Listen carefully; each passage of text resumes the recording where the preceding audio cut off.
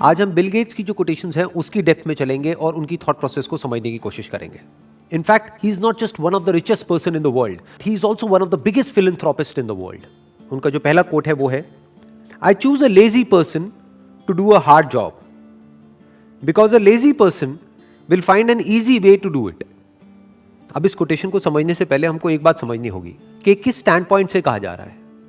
जब तक हम किसी भी बात के कॉन्टेक्स्ट को नहीं समझते हैं और हम उस बात को एज इट इज ले लेते हैं तो हम एक बहुत बड़ी गलती करते हैं. हम क्या करते हैं, हम उसको लाइफ में हर जगह अप्लाई करने की कोशिश करते हैं. हम क्या कहेंगे कि ये बात उन्होंने कही है तो ये बात सही है. ये बात सही नहीं है, ये एक पर्टिकुलर स्टैंड पॉइंट से सही है. ये बेसिकली कंप्यूटर सॉफ्टवेयर के पॉइंट ऑफ व्यू से कह रहे हैं, तो उस स्टैंड पॉइंट से ये बात बिल्कुल सही है. लेकिन अगर इस बात को किसी और फील्ड में अप्लाई किया जाएगा तो ये बात गलत है. फॉर एग्जाम्पल, कोई चार्टर्ड अकाउंटेंट है और उसको ऑडिट करना है किसी कंपनी में जा करके, तो उस ऑडिट को करने की कुछ गाइडलाइंस है जिसको फॉलो करना है. उसके अकॉर्डिंग एक ऑडिट की रिपोर्ट बनानी है. लेकिन अगर वो आदमी आलसी हुआ तो वो ढंग से ऑडिट ही नहीं करेगा, तो जो फाइनेंशियल्स में गलतियां हैं उसको वो पकड़ ही नहीं पाएगा. तो ये जो बात कही जा रही है, ये कही जा रही है कंप्यूटर सॉफ्टवेयर के पॉइंट ऑफ व्यू से. फॉर एग्जाम्पल, एक तरह की एक सर्च क्वेरी है जिसके ऊपर काम किया जा रहा है. तो सर्च क्वेरी को एग्जीक्यूट करने के लिए, अगर वो एक कॉम्प्लिकेटेड सर्च क्वेरी है, तो हो सकता है कोई बंदा है उसने 1000 लाइन का कोड लिखा है. लेकिन अगर कोई आलसी आदमी होगा तो वो क्या कहेगा कि यार क्या 1000 लाइन का कोड लिखना, उसी को वो हो सकता है 10 लाइन में लिख दे. तो जितना शॉर्ट कोड होता है, जितना सिंपल होता है, उतना बेटर होता है. तो सॉफ्टवेयर के पॉइंट ऑफ व्यू से ये बात बिल्कुल सही है. आईटी फील्ड के पॉइंट ऑफ व्यू से ये बात बिल्कुल सही है. वो पर्सन क्या करेगा, वो एक शॉर्टकट निकाल लेगा उसी क्वेरी को एग्जीक्यूट करने के लिए. यानी वो कॉम्प्लिकेटेड से कॉम्प्लिकेटेड काम को भी आसान बना देगा. शॉर्ट में कोडिंग करके काम खत्म कर देगा. कोडिंग क्या है, एक लैंग्वेज है, कंप्यूटर की लैंग्वेज है, जैसे हम लोगों की अपनी एक लैंग्वेज होती है. तो जो आदमी आलसी नहीं होगा वो क्या करेगा, वो बहुत सारे वर्ड्स का यूज करेगा अपनी बात को कन्वे करने के लिए. वो एक बात जो शॉर्ट में कही जा सकती है, मानो 4 लाइन में कही जा सकती है, उसके लिए वो 400 लाइन यूज करेगा. वो कई घंटे लगा देगा उस बात को कहने में. लेकिन जो बंदा आलसी होगा वो एक लाइन कहेगा, लेकिन उस एक लाइन में वो पूरी की पूरी बात सम अप हो जाएगी. बिल्कुल इसी तरह से कंप्यूटर की जो लैंग्वेज है, जिसको सॉफ्टवेयर बोलते हैं, जिसको कोडिंग बोलते हैं, उसमें ये बात 100% ठीक है. उसमें बात बिल्कुल परफेक्टली फिट होती है. तो कुछ फील्ड्स में ये बात फिट होती है, कुछ में नहीं होती है. इनफैक्ट दुनिया की हर बात ऐसी ही होती है. तो यहां से सिर्फ हमको ये नहीं सीखना है कि ये क्या कह रहे हैं, एक और बात सीखनी है कि हर बात हर जगह पे फिट नहीं होती है. चाहे वो किसी भी पर्सन ने कही हो, चाहे वो पर्सन किसी भी लेवल पे हो. हर बात का पहले स्टैंड पॉइंट समझना होता है, फिर देखना होता है कि वो बात किस एंगल से कही जा रही है, फिर उसको समझना होता है. Next quote is, if you are born poor it's not your mistake, but if you die poor it's your mistake. हम कहां पर पैदा होते हैं वो तो हमारे हाथ में है ही नहीं. जब हमारे हाथ में नहीं है तो इसमें हमारी कोई गलती भी नहीं है. But if you die poor it's your mistake, कि अगर हम गरीब मरते हैं तो वो हमारी गलती है.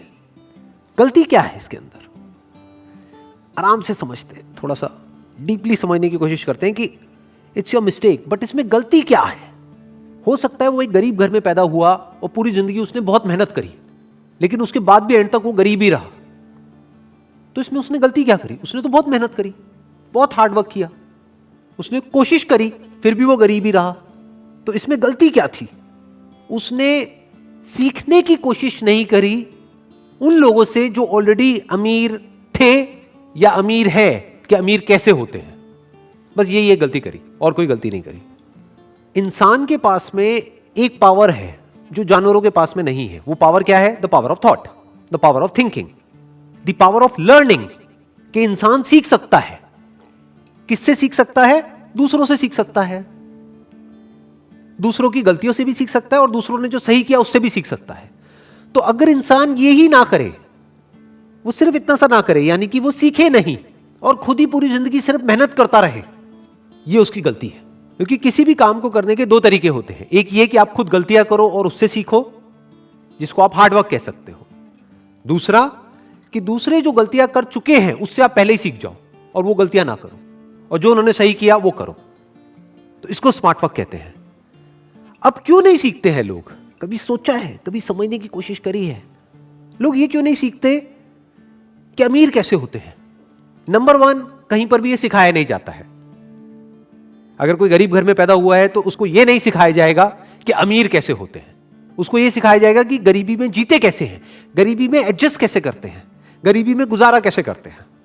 और उसको जितने भी डायलॉग सुनने को मिलेंगे सुबह से रात तक, वो सारे ऐसे ही होंगे जो इसी बात को और पक्का करते चले जाएंगे और रीइंफोर्स करते चले जाएंगे कि जितनी चादर है उतने ही पैर फैलाओ। मतलब क्या कि अगर आप गरीब हो तो गरीबी में ही गुजारा करना सीखो, अपनी चादर को बड़ा मत करो, हवा में मत उड़ो, अपने पैर हमेशा जमीन पर रखो, बड़े बड़े सपने मत देखो।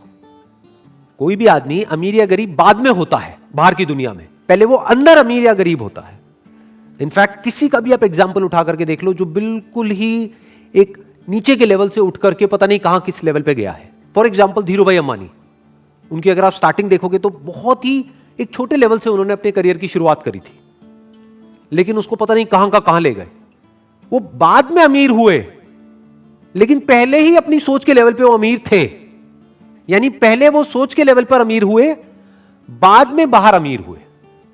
ऐसा ही सबके साथ होता है, पहले हम अंदर से अमीर होते हैं, बाद में बाहर अमीर होते हैं। अब अंदर से अमीर कैसे होते हैं और अंदर से गरीब कैसे होते हैं? अगर अंदर ऐसे थॉट्स हमारे माइंड में जाएंगे जिसको हम एक्सेप्ट कर लेंगे, जो थॉट्स हमको आगे नहीं बढ़ने देते हैं, तो वो हमको गरीबी की तरफ ले जाएंगे। और कुछ ऐसे थॉट्स होते हैं जहां से आपका दिमाग खुलता है और आप कहते हो कि अच्छा ये पॉसिबल है कि ये आदमी मेरे से भी एक नीचे वाले लेवल से उठ करके इस लेवल पे पहुंच गया, इसका मतलब इसके लिए पॉसिबल है तो मेरे लिए भी पॉसिबल है। तो ये थॉट्स आपको अमीरी की तरफ ले जाते हैं at the level of your thought. अब पहले आदमी यहां अमीर होता है, बाद में बाहर अमीर होता है, बिल्कुल इसी तरह से जैसे पहले यहां गरीब होता है, बाद में बाहर गरीब होता है। तो ये गलती करी उस इंसान ने, उसको सीखना चाहिए था, उसको कुछ बुक्स पढ़नी चाहिए थी। फॉर एग्जाम्पल एक बुक है think and grow rich by Napoleon Hill. ये बुक कैसे लिखी गई थी? आज से बहुत साल पहले लिखी गई थी। जो ऑथर है वो गए और जा करके मिले ऐसे बहुत सारे लोगों से जिन्होंने कुछ एक्स्ट्राऑर्डिनरी लाइफ में अचीव किया है, और उन सबके अंदर कुछ कॉमन ट्रेट्स को नोटिस किया, कुछ ऐसी बातें नोट करी जो हर उस इंसान में थी जो गरीब से अमीर हुआ, और वो सब जो सीखा उसको उस बुक में उतार दिया। कई साल लगे उनको ये रिसर्च करने में और ये बुक को लिखने में, और कुछ घंटे लगने थे ये बुक पढ़ने के लिए, लेकिन 99% लोग नहीं पढ़ते। ये गलती उन्होंने करी, ये जो बुक नहीं पढ़ी ये गलती करी, क्योंकि वो खुद जा करके नहीं मिल सकते उन लोगों से जिन्होंने कुछ एक्स्ट्राऑर्डिनरी अचीव किया है, क्योंकि उनके घर के अंदर भी नहीं घुसने दिया जाएगा उन लोगों को, क्योंकि अभी उन्होंने कुछ अचीव नहीं किया है। ये बात सच है, लेकिन उनकी बुक तो पढ़ सकते हैं। सोचो, उस बुक से तो सीख सकते हैं। डायरेक्टली उन लोगों से नहीं मिल सकते जो दुनिया के सबसे अमीर लोग हैं, बट इनडायरेक्टली इस बुक के थ्रू तो मिल सकते हैं, उनकी थिंकिंग को समझ सकते हैं। सिर्फ यही नहीं कि एक आदमी की थिंकिंग कैसी है, ये कि ऐसे बहुत सारे लोगों की थिंकिंग में क्या कॉमन है वही तो समझना जरूरी है ना। एक्सेप्शंस को समझना जरूरी नहीं है। एक्सेप्शंस को समझने का मतलब क्या कि किसी आदमी की लॉटरी लग गई और वो अमीर हो गया, उसकी बात नहीं करी जा रही इस बुक में। क्या बात करी जा रही है? बिल्कुल ही एक नीचे के लेवल से शुरू किया और पता नहीं कहां पहुंच गए, ये कहा जा रहा है उस बुक में। ऐसी और भी बहुत सारी बुक्स हैं जो लिखी जा चुकी है। अगर कोई आदमी इन सारी बुक्स को पढ़े तो एक बात तो पक्की है, ये पक्का नहीं है कि वो अमीर होगा या नहीं होगा, एक बात तो पक्की है कि उसकी थिंकिंग चेंज होगी, इसमें तो कोई डाउट ही नहीं है ना। अंदर से उसकी थॉट प्रोसेस चेंज हो जाएगी, and you can say that half of the job is done once the thought process is changed. आधा काम हो गया, अब बाकी आधा काम उसको खुद करना है। यानी सिर्फ थिंकिंग से भी तो कुछ नहीं होता है ना, कि बुक को पढ़ लिया, ठीक है, थिंकिंग के लेवल पे वो पता नहीं क्या बन गया, बट प्रैक्टिकली तो एक्शंस लेने ही पड़ेंगे ना। प्रैक्टिकली रिस्क लेना पड़ेगा, प्रैक्टिकली बहुत कुछ करना पड़ेगा, वो तो उसी को करना है। बट दोनों का अपना रोल है, बिना एक के दूसरा नहीं हो सकता। नॉलेज तभी काम की है जब उसको एक्शन में लाया जाए। तो सीखा तो सही, लेकिन उसको प्रैक्टिकली लाइफ में अप्लाई नहीं किया, ये दूसरी गलती। तीसरी गलती, अप्लाई भी किया, यानी जो सीखा उसको प्रैक्टिकली अप्लाई भी किया, लेकिन जब अप्लाई किया तो नहीं सीखा कि अप्लाई कैसे करते हैं। दो चीजें सीखनी पड़ेंगी। एक, थिंकिंग के लेवल पे पहले आपको अमीर होना होगा, यानी पॉसिबिलिटीज को देखना होगा। दूसरा कि प्रैक्टिकली एक काम को कैसे करते हैं, तो उसके लिए आपको अलग तरह की बुक्स चाहिए। उसमें ये बुक काम नहीं आएगी, थिंक एंड ग्रो रिच। ये बुक कहां पर काम आएगी? आपकी थिंकिंग को एक्सपैंड करने के लिए, कि अभी जो आपकी थिंकिंग में ये बैठा हुआ है बचपन से, जैसे एनवायरनमेंट में आप बड़े हुए हो, कि मैं कुछ नहीं कर सकता, कि आपकी थिंकिंग में ये आने लग जाएगा कि नहीं, जब इतने लोग कर सकते हैं तो मैं भी कर सकता हूं। आपके अंदर से ये आने लग जाएगा, जो बहुत इंपॉर्टेंट है।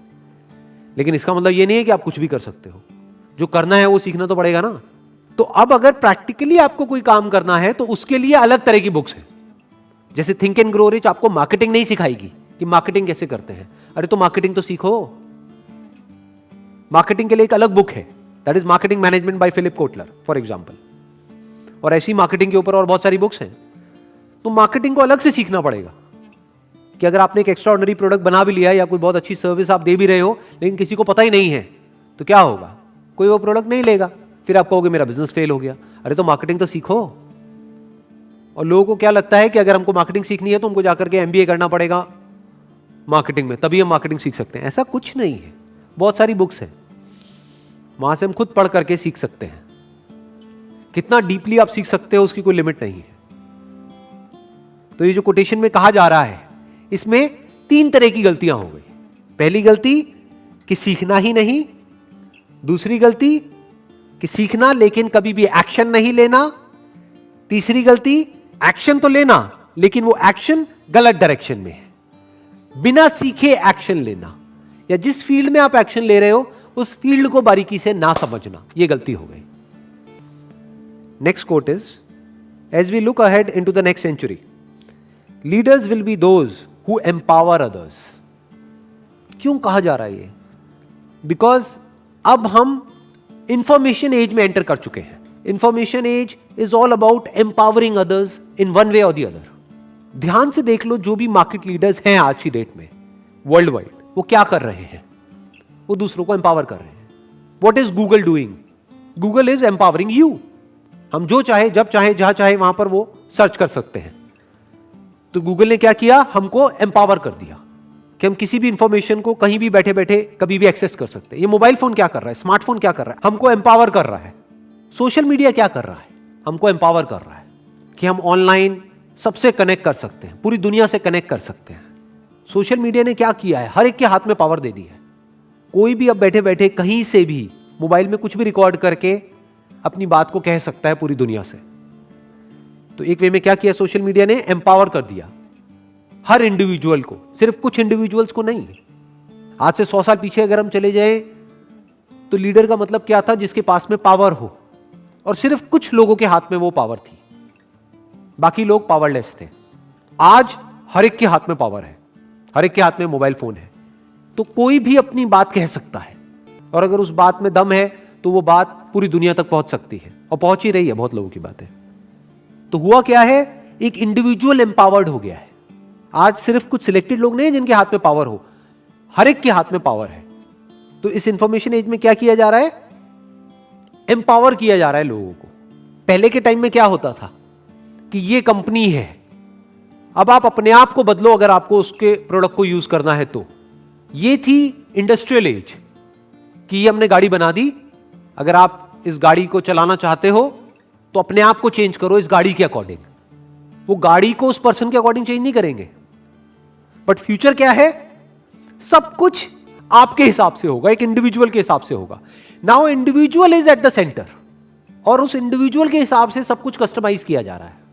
इसको इंफॉर्मेशन एज बोलते हैं। ध्यान से समझो, हम गूगल के अकॉर्डिंग नहीं चल रहे हैं, गूगल हमारे अकॉर्डिंग चल रहा है। जो हमें चाहिए गूगल वो दे रहा है, और किसे चाहिए? हर इंसान को अलग अलग चाहिए, तो हर इंसान को अलग अलग चीजें दे रहा है गूगल, चाहे वो गूगल हो, चाहे फेसबुक हो, चाहे कोई भी हो। It's all about empowering an individual, a person.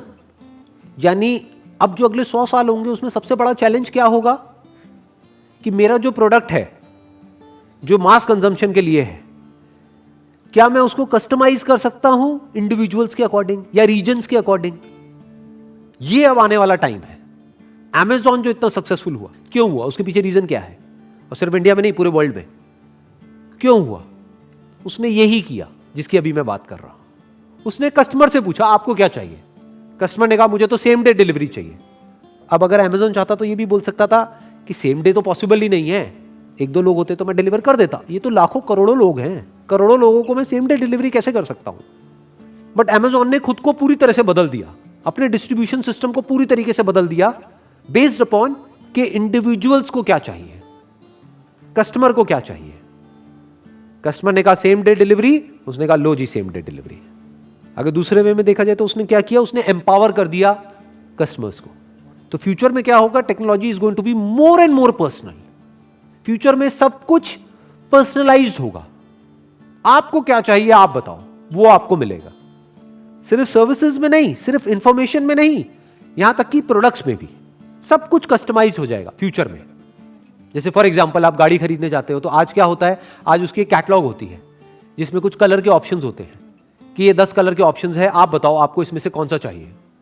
ये आज हो रहा है, लेकिन आने वाले 100 साल बाद ऐसा नहीं होगा। 100 साल बाद क्या होगा, या 50 साल बाद भी क्या होगा, आपसे पूछा जाएगा बताओ आपको क्या चाहिए। ये लाखों ऑप्शंस है कलर्स के, आप चूज कर लो ऑनलाइन, अपना एक कलर बना लो और वो कलर की गाड़ी आपको मिलेगी। मतलब कि आपकी गाड़ी ऐसी होगी जो और किसी की नहीं होगी। यही तो सारा खेल है। और है क्या, आपकी गाड़ी मतलब क्या, सिर्फ आपकी गाड़ी नहीं, आपकी identity. It's not your car, it's you. जैसे आपके हाथ में टैटू है, वैसे ही आपकी एक गाड़ी है। वो गाड़ी किसको रिप्रेजेंट कर रही है, आपको रिप्रेजेंट कर रही है। तो जब आपको रिप्रेजेंट कर रही है तो वो कलर क्यों नहीं जो आपको चाहिए। तो अगर इस तरह से कोई कंपनी सोचने लग जाए तो उसको मार्केट लीडर बनने में कितनी देर लगेगी, सोचो। तो आने वाले 100 साल बाद ऐसे ही होंगे मार्केट लीडर्स, जो इस तरह से सोच रहे होंगे जिस तरह से अभी हम सोच रहे हैं।